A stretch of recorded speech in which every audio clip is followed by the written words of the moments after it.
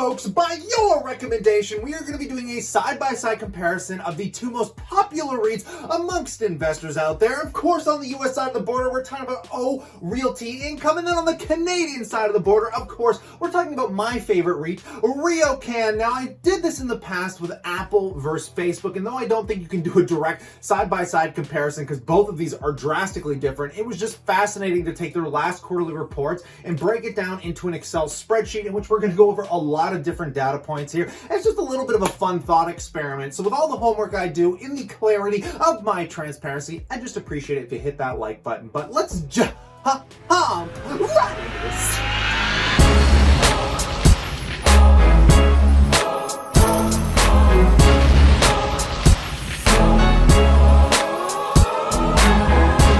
Welcome back.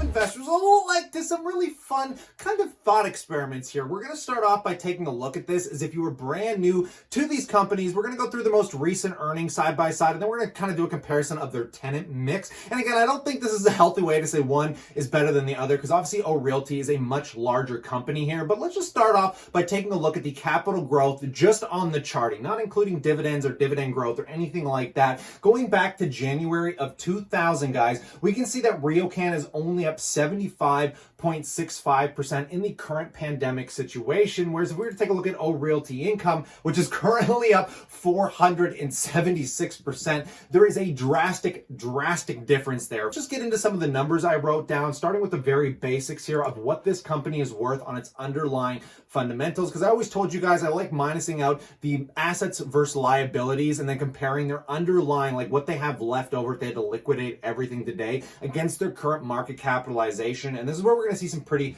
big differences. Now, I want you to keep in mind, I haven't done a currency conversion here. With Realty Income being in US dollars, it's technically worth 20% more on the Canadian dollar exchange. But putting that aside, just to have a little bit of fun today, folks, just taking a look, Riocan's current market cap in this pandemic is only worth $4.41 billion, being, Canada's largest REIT. And taking a look at Realty Income, currently worth $20.8 billion. I mean, there's a $15 billion difference here without the Canadian dollar conversion. Now let's take a look at those assets minusing the liabilities, okay? Riocan currently has about $15.07 billion in assets with only $6.6 billion in liabilities. It's definitely one of the healthier balance sheets when we're talking about the debt to asset ratio. But if we were to directly minus those out and see what would happen if Riocan had to liquidate everything today and put it in cash, currently, they would have about $8.4 billion.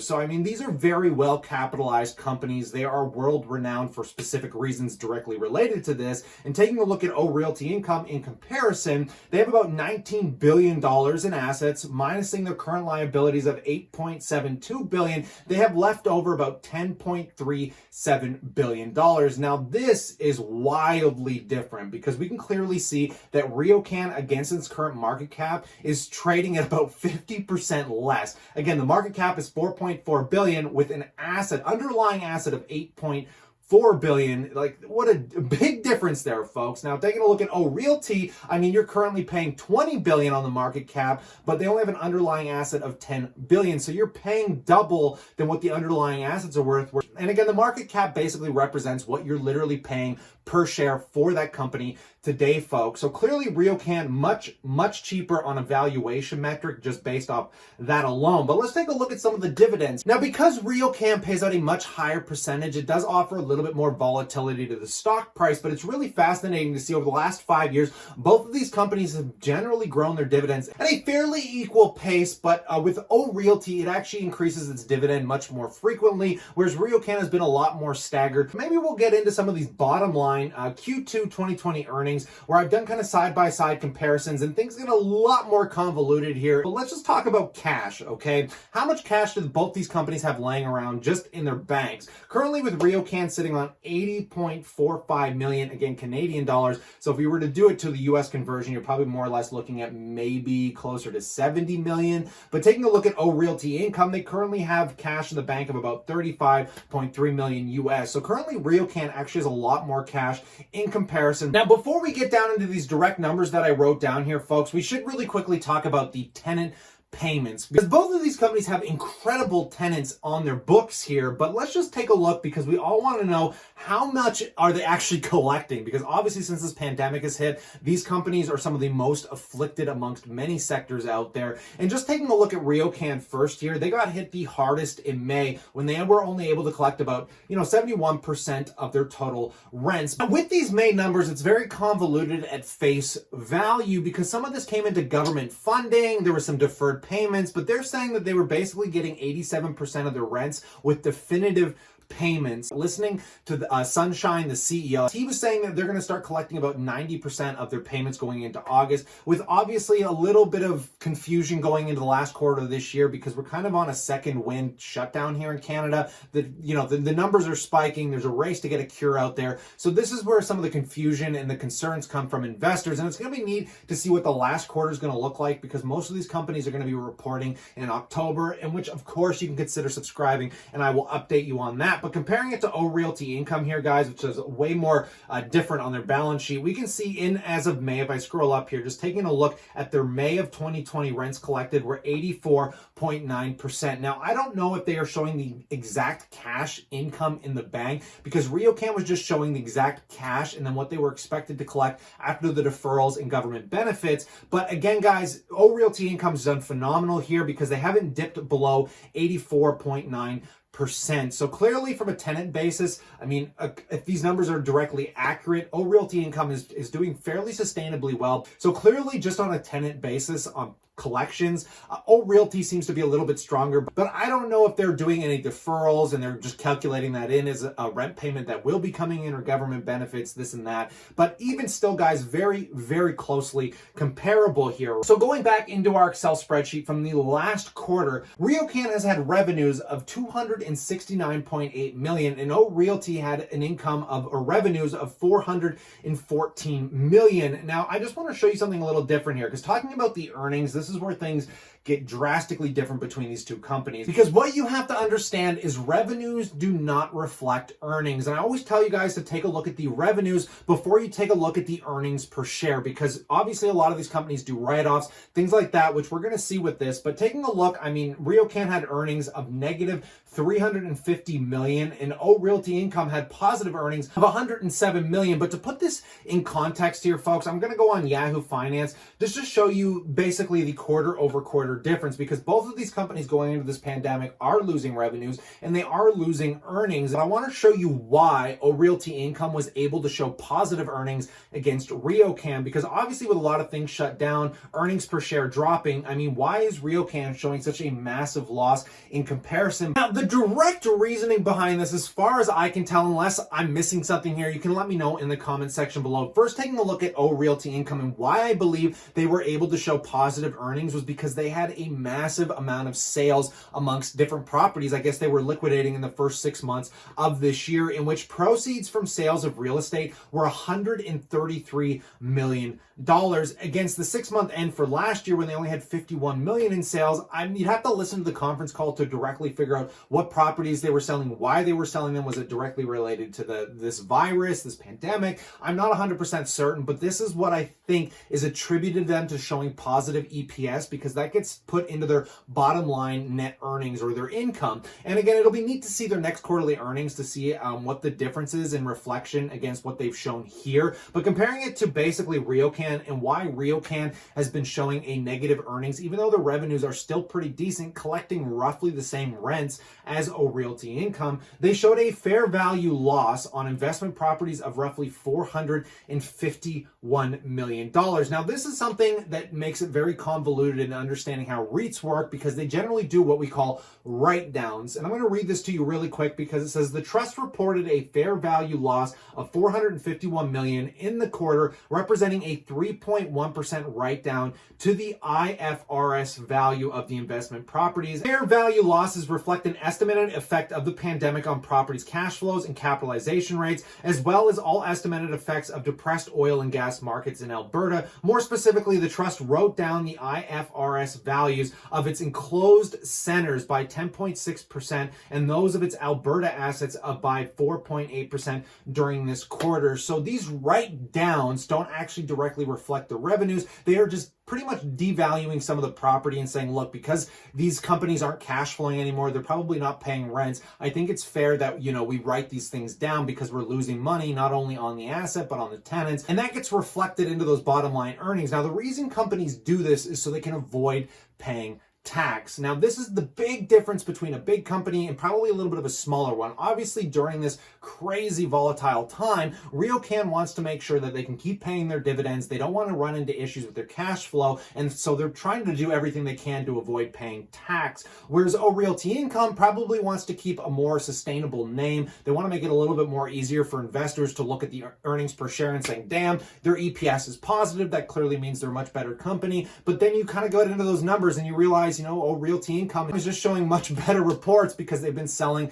and liquidating their properties, even though both of these companies have a really close reflection in how much rent they're just losing out on against those tenants that aren't essential service businesses here, folks. But let's get back into some of the numbers that I wrote down here because it does get fairly interesting when we're talking about the credit facility. Also very fascinating here because obviously Realty is a much larger company. They have about $3 billion in their credit facility that they can borrow upon to kind of protect themselves in these volatile times, whereas Riocan currently has about $913 million in a revolving credit. So that credit there is probably to protect the dividend. Both of these companies are highly dividend focused. So the credit really matters because essentially if something really bad happened, I imagine they dip into their credit facilities to pay the dividend. Though they haven't had to do that yet, it is just something to be aware of that, these are the two, arguably some of the two best well-capitalized companies when it comes to REITs in the entire world. So they have a lot of room for protection against this pandemic. Both of them could probably ride through the next year or two fairly no problem with the current money they have in the bank plus the revolving credit. But taking a look at some of the growth to look forward to, both of these companies operate on two different levels. So when it comes to new builds, that is where most of Riocan's focus has been, because many of you know the story of Riocan. They sold off their US assets. They shifted heavily away from malls and started focusing on basically residential and condo builds because they know everybody wants to move to the cities. They want to rent condos. Malls are going to be in trouble because they're competing with Amazon. So everyone thinks like Riocan is more of a mall REIT, but they're really not anymore. As currently they have about 1.29 million square feet coming online over the next 5 years, which should hopefully increase their bottom line cash flows and also end up increasing the dividend. And taking a look at Realty Income, they only had 0.02 million square feet coming online. So clearly Realty Income isn't doing their own development projects. They're more focused on acquisition of companies, in which they acquired 2.3 million square feet. Now, Riocan is not acquiring assets. They're trying to build premium buildings, basically really localized, primarily in Toronto. And Toronto is going to become like Manhattan. The prices up here are getting crazy exacerbated, and they just keep going up even in this pandemic. And that is where the most valued real estate is, pretty much in Canada, next to Vancouver. So we can see that the differences between these companies is Riocan is a highly focused company on very niche aspects of the market, whereas Realty is much more diversified, guys. They actually have global diversification between the US and the UK, with most of the properties highly focused in the US. So let's just kind of get into a tenant side-by-side comparison here, folks. So we're just going to be taking a look at the top 10 tenants, no more, no less, because the top 10 make up a fairly large percentage of their income. Now, starting with Realty, the beauty of both of these companies is, again, they're mostly essential services. So we can see the top of their list with a 6% weighting of their income is Walgreens, 4.7% is 7-Eleven, Dollar General, FedEx, Dollar Tree. Obviously, where they run into problems in their top 10 is LA Fitness, because we all know the gyms are burning right now. We got regional cinemas, Cineworld, and AMC Theaters.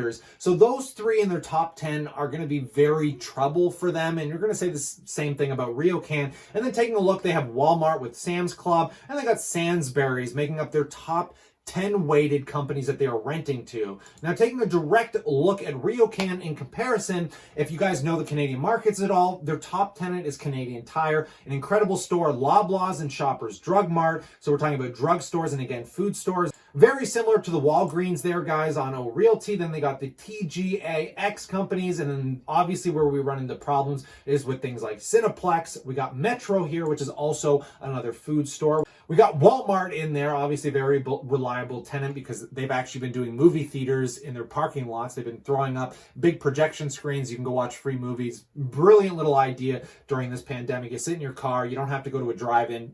You just got to go to a Walmart parking lot. They got Montana's, Harvey, Swiss Chalet. Now, these companies have been somewhat convoluted because we know the restaurant industries have been in a lot of trouble. But luckily, thanks to Uber Eats, Lyft, a lot of these companies basically doing food deliveries and a lot of people just going through these companies' drive-thrus because fortunately, things like Swiss Chalet do have drive-thrus, keeping them very busy. And then obviously we got Dollarama here, very similar to Realty. We got Sobeys, another food store, and then Good Life Fitness, just very, very similar to LA Fitness, also another tenant that is probably burning. Now, this is some wildly comparable stuff here, guys. These companies are like a reflection of each other, and comparing the economies, because obviously the US economy is much larger than the Canadian economy. I swear these are like the counterparts. Like if Realty was here in Canada, it would be Riocan. And if Riocan was in the US, it would probably be Realty Income here. Now, in my honest opinion, if I had to pick one or the other, I would prefer to pick both. I told you guys I've been trying to buy Realty, but the only place I can truly buy it is in my RSP due to the withholding tax, because here in Canada and the US, we are kind of inflicted by the US treaty, which says that you should be taxed at 30% buying any assets over the border. But luckily they worked out a little agreement where instead of paying 30%, but we're only going to have to pay 15% withholding tax. So we both kind of get those luxuries on both sides of the border. But the big inflicting problem is if you're not buying these in tax advantaged accounts, you're also going to have to pay income tax. If you're buying this in a regular investment account, guys, it's just going to be brutal because you're going to lose 15% right off the top, and then you're probably going to pay your regular income tax rate on the dividends. So you're going to be looking at maybe 20, 30, I don't know what your tax bracket is, but that means a good 40 to 50% of your dividends have a chance to be wiped out. So if you're like me in Canada trying to buy Realty Income at a 4.5% dividend yield, well, you're really only going to be collecting maybe 3% if you're lucky, and same with Riocan, right? Like if you're buying it at a 10% yield, say goodbye to 15% off the hop, plus your maybe 30 or 40% income tax rate, which means your dividend yield is really might be more or less 6%. Now, how do we avoid this specifically? This is why I kind of focused on buying Riocan, because the Canadian government actually gives benefits if you're buying Canadian companies, even outside of a tax advantaged account. So essentially what the Canadian government says is, if you're buying Canadian companies, you're supporting the Canadian economy, and you're not buying these in a tax advantaged account, we are only going to tax you 50% on the dividends, which is beautiful. So that means if you're getting a 10% yield, you're only being taxed on 5%. Now, I don't know if that's the exact same in the US, and you're going to have to do a little bit more due diligence and homework here, folks. A lot of you were asking me generally about, like, how does this work on both sides of the borders? And you're going to have to know, like, in the US with a 401k or a Roth IRA, what kind of tax benefits you get, because here in Canada, if you own what is called, or if you have an account called an RRSP, you do not pay any withholding tax on any of your US stocks, and you don't pay any capital gains tax or anything, because essentially it's a deferred account for when you reach 60 years old. And if you were to tap into that early, you're going to get taxed fairly heavily. But that is the only way in Canada to directly avoid the withholding tax. Now, depending on how these accounts work in the US, usually what I recommend doing, because something like a Riocan pays such a high yield, what I generally do with something like my GEO group or any of my high yielding US stocks is I put it in our account, which is called the tax-free savings account, which generally allows you to not pay any capital gains tax or really any tax on the dividends. But if you're buying US companies, you are still inflicted by the withholding tax. But I don't have a problem paying that on companies like an MO that's yielding, 6 or 7%. Sure, I'm going to lose 15% of that, but I'm still going to be collecting like 5 to 6% with absolutely no tax paid out above that, which makes me feel a lot better at night. Now, like I said, guys, I love both of these companies fairly equally. I mean, there's little things you could say are better or worse about them, but talking about the tenant diversification, it is so equally weighted based on their market cap and the size of the companies. And Riocan trading at a much larger discount on the underlying assets makes it very advantageous, but the stability and growth you can get from something like an Realty. Now, I just want to put this into quick perspective here, because both of these companies, guys, are what we are going to call recovery plays. If you are buying them, they are going to be extremely volatile, and there's not going to be any capital growth really between either of them until we get spat out on the other side of this. Because again, guys, nobody wants to buy into companies that are losing revenue. And when you have people out there touting that people are no longer going to be going to the office, they're going to be working from home. And though that is true to some extent, just coming from my own personal experience, I am very tired of sitting at home. I want to get out. Even my girlfriend, she works at an office at a college, and she wants to go back to that college because she obviously is getting tired of sitting at home and working from home as well. And I think just from like an evolution standpoint, like how humans function, I don't think we like being locked up in closets saying, oh, you can just work from home. A lot of people have already been tired of doing their gyms at home, and that was like the dumbest statement I ever heard, that, well, people are just going to stay at home and work out. People could have worked out at home before the pandemic hit. But again, going out somewhere and, just experiencing people and just getting out of your house to work out, I think is just something that we do. It's like a human nature thing. And you can argue that with me all you want, but I would love to know what you guys think about these companies in that comment section below. This is just a very quick side-by-side comparison, showing you some of the neat differences and things that I just find cool to look at. So let me know what you guys think, but stay cool, stay awesome, and I look forward to chatting to you tomorrow.